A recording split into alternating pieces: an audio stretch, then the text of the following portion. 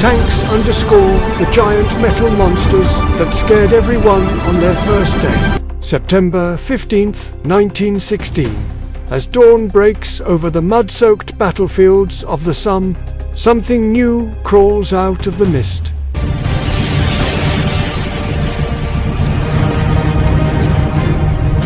Something monstrous. Something that will make hardened soldiers drop their rifles and run for their lives, screaming. This is the story of the day. Giant metal monsters were unleashed on the world. A day that started with laughter and ended in terror. This is the story of the very first tanks. Believe it or not, the most revolutionary weapon of World War I was born from a lie. To fool German spies, the British code named their top-secret project tanks.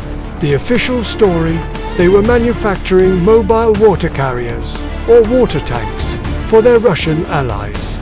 It was a brilliant piece of deception. When the first prototypes rolled out in front of British soldiers for training, the reaction wasn't fear or awe.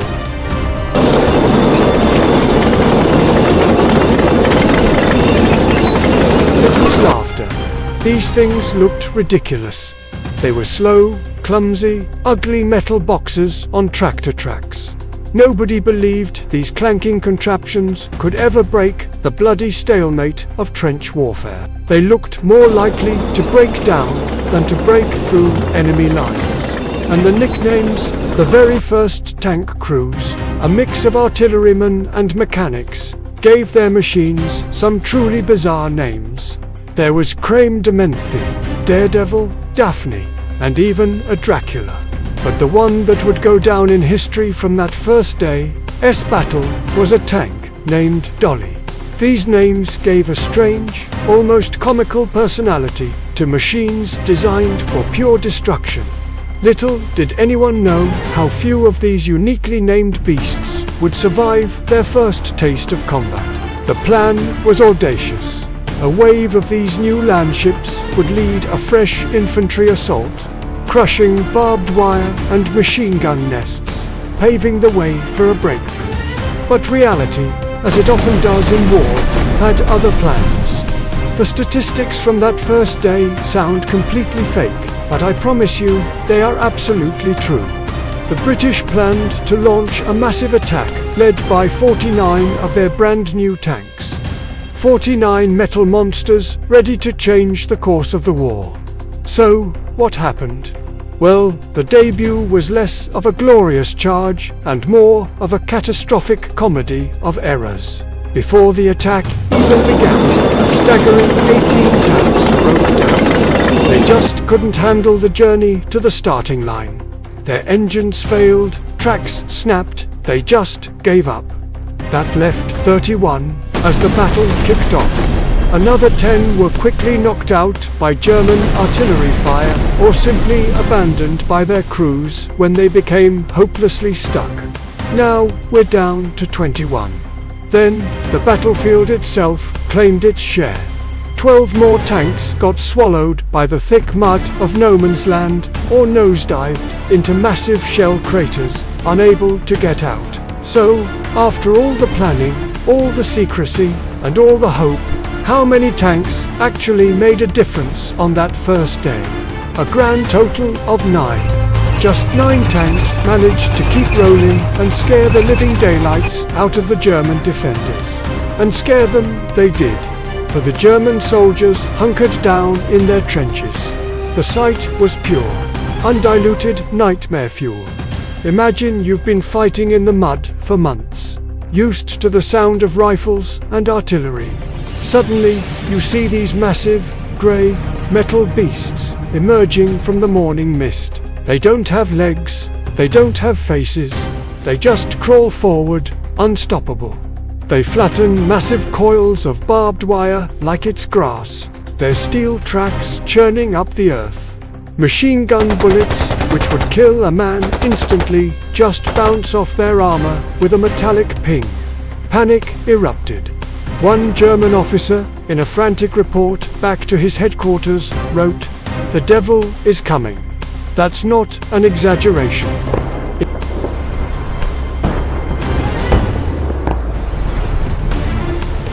Entire units, men who had faced death daily, simply dropped their weapons and fled. They had no idea what these things were, and they weren't sticking around to find out. The psychological impact was far greater than the actual physical damage those few tanks caused. They had proven that the trench, the symbol of static warfare, was no longer impenetrable.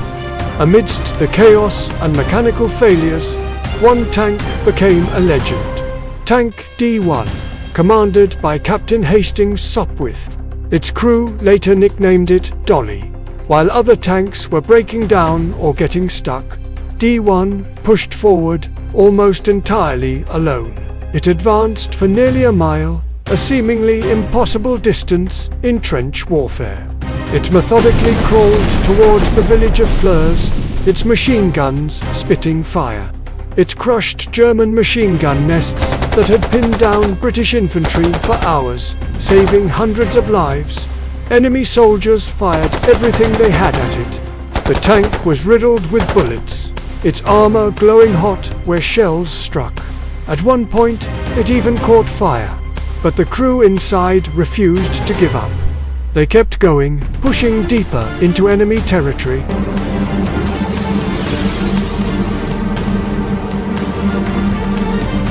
A solitary beacon of the tank's terrifying potential, D1 or Dolly became the symbol of what the tank could be. It was the proof of concept, written in fire and steel across the battlefield.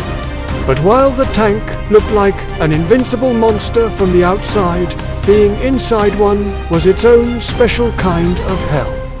The conditions for the 8-man crew were almost unbearable. There were no seats. The men were just crammed into a dark, vibrating metal box. The engine, a massive 105 horsepower beast, was right there in the compartment with them. Unshielded, it generated so much heat that temperatures inside could soar to 120 degrees Fahrenheit or 50 degrees Celsius. The air was thick with choking petrol and oil fumes, making it hard to breathe. Worse still, when enemy machine gun bullets hit the outside of the armor, they wouldn't penetrate. But the force of the impact would cause tiny, red-hot flakes of metal, called spall, to fly off the inside wall, showering the crew like shrapnel. Communication was impossible over the deafening roar of the engine and the clatter of the tracks. The commander had to shout orders or just kick the driver to tell him which way to go. And how did they see? The driver and commander had to peer through tiny, narrow vision slits, which gave them a horribly limited view. Or, in the heat of battle, the commander might have to do the unthinkable. Climb out on top of the moving tank, completely exposed to enemy fire, just to see where they were going. It was a job for the brave, or the completely insane. Of course, with any new, untested technology, there were some moments that were just downright funny. You can just imagine the chaos. One tank driver, completely lost in the smoke and confusion, accidentally steered his machine straight into a British trench. The tank tipped forward and got stuck, nose down and upside down, like a turtle on its back. The crew had to scramble out, probably to the shock of their own troops. Another tank, trying to navigate a wooded area, simply got lost and drove headfirst into a large tree, getting completely tangled up. And perhaps the most humbling moment for these new titans of the battlefield was when they got stuck in the mud. There are accounts of exhausted, sweat-soaked crews having to climb out of their multi-ton war machine in the middle of no man's land and try to push it out of the mud by hand. Imagine trying to push a 28-ton metal box. It was a perfect illustration of the gap between the dream of the tank and its messy, unreliable reality. So, was the first tank attack a failure? If you look at the numbers, yes. Most of the tanks failed to achieve their objectives, but in the grand scheme of war, it was a monumental success. Those 9 tanks that broke through proved the concept. They showed that a machine could cross no man's land, crush barbed wire, and withstand machine gun fire. Not everyone was convinced, of course. One very senior and very wrong British general famously scoffed, "The tank is a freak. The war will be won without it." He couldn't have been more mistaken. The seed had been planted. The very next year, in 1917, at the Battle of Cambrai, the British didn't send 49 tanks. They sent over 400. Attacking together in a huge, coordinated wave, they smashed through the German lines in a way that had been unthinkable just a year before. The age of trench warfare was over. The age of armored warfare had begun. They were slow, they were loud, they broke down constantly, and the conditions inside were hellish. But on that September day in 1916, the tank had just been born, and war would never be the same again. Thank you so much for watching. If you found this story of the tank's crazy first day as fascinating as I do, make sure to hit that like button and subscribe for more deep dives into military history. Let me know in the comments what you think was the most surprising fact about the first tanks. We'll see you in the next one.